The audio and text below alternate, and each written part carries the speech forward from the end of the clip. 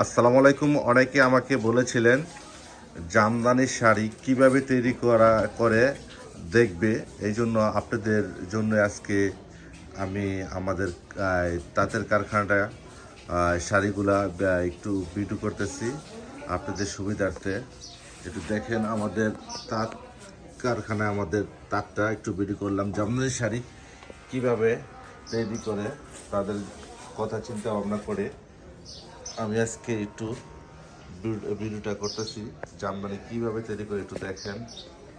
এই গর্তের মধ্যে দেখেন পাও রেখে কত সুন্দরভাবে তৈরি করে, এই দেখেন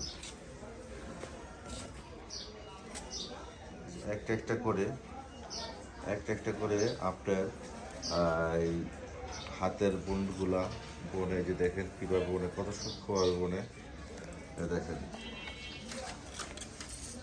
সম্পূর্ণ